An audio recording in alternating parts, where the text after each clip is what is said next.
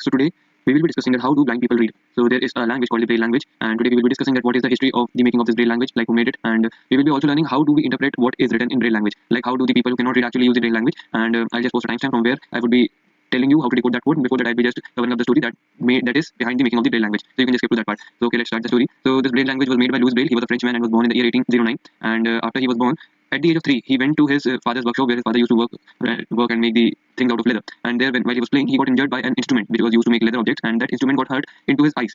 And due to that injury, his eyes got infected. So at times in 1800s, doctors did not have antibiotics or the medicines that can help cure to reduce the spreading of the disease. But what happened was the infection got spread, and due to this, he by the age of 5, that was in 1815, he lost both of his eyes. So he was completely blind at this point of time. And after he got blind completely, he could not see anything. So he cannot study in a normal school where we read things using a normal book. So he was sent to the Royal School for Blind Youth, which was in Paris. And at this, he found that there was a problem in the system, and the problem was that.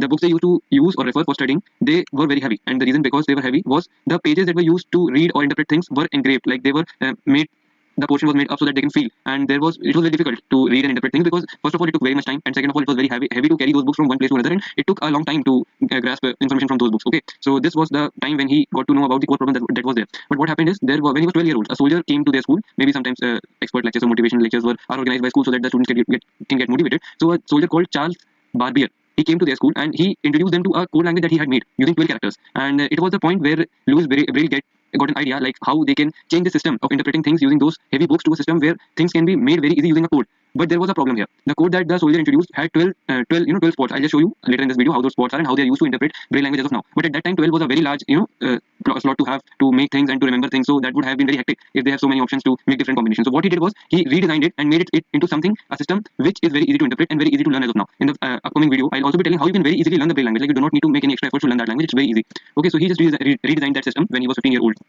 After that, he made 64 combinations of different things. The different things were letters, number, punctuation, and music notations. These were made using the 6 dot codes, that is the code that was made using the 6 blocks. I'll just show you how those blocks look. This is a Braille cell where numbers are marked like this: 1, 2, 3, 4, 5, 6. So it's just moving vertically: 1, 2, 3, and 4, 5, 6. Now with this cell, we will be making different combinations, and then we will be using that to interpret what actually is written or what the message is being conveyed to us. Okay, so this is the main thing if we can say in the Braille language. So here I have the chart. It is the Braille alphabets written here.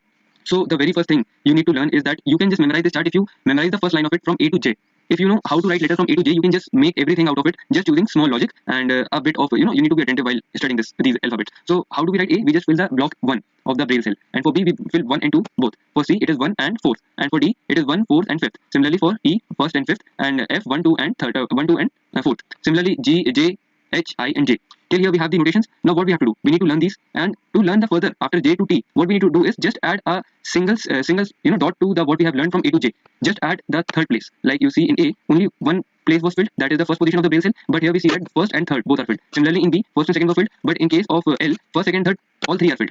In C, first and fourth were filled. In M, first, fourth, and third are filled. So what is the pattern that we are noticing? The pattern is that we are just adding the dot at the third cell, and we are just copying A to J, the whole series down, and just adding the third place. So this is how you can learn from A to T. Okay, so just memorize from A to J and then add the third place dot to memorize from K to T. Now an important note to make. You see an exception, that is W. I have marked it with yellow. What is happening here? It does not just follow the rule of getting added after like M. It is not that we can add something to M and make the letter come just below that. It's not happening here. You see, in case of you, what we did is just added the 6th spot. The same series goes like K to T, and what we are doing is just adding a 6th spot in all. In U, what we did is followed the case thing same, and then just added the U part. Okay, the 6th dot. So what it made the U thing. After in L, what we did is fill the 3 dots and then added the 6th dot. But in case of W, this is something different. It's not following the pattern that is being followed for M and X. For we see for M, what is happening? We are writing M, and then when we just add the 6th spot, it makes X. So W is something that is not just coming below M. It is made of different combination, we can say it. Why does it happen? The main core thing is that in French language, W is something that is not very much used, so it was introduced later, and that is why the notation for W is a bit of different as compared to the others. Like in series, we see that everything comes down, like there is no such confusion in any other alphabet as compared to W. Everything is coming down, and they're following the same pattern. But in case of W, it is different. And if we remove W from it, what we see is after X comes there, Y comes there, and Z comes there. So these are following the same series, and W is out. So what we need to do is, whenever we are trying to learn it, we will learn W as a separate thing. And for these things like X, Y, Z, they will come below M. Like X comes below M, Y comes below N, and Z comes below O. For W, we have this. I have just placed it differently so that you can just see what is happening here. So this was all for the alphabets. Now we'll see what are for common punctuation marks. So you can see that for common punctuation marks we have separate notations, and always remember that one notation that is used for one single thing, like if something is dedicated to representing an alphabet, it won't contradict in punctuation or any Braille number. Like you have to be confident, or you can always be assured that it is nothing, no time it would be there that a single pattern is being repeated or they are representing the same thing. Okay, so every punctuation or everything that we represent has a different notation. Okay, so you have to be not very cautious while reading those. Okay, in case of Braille numbers, the pattern that is followed here is, if we see the Braille alphabets A B C D E F G H I J till A to J, you see till 1 to 0, you see the same pattern is there. The only difference is we have added a pattern. You see 4th, 5th, 6th, and 3rd. If you see this part being applied before anything, you can just interpret that Braille numbers are written here.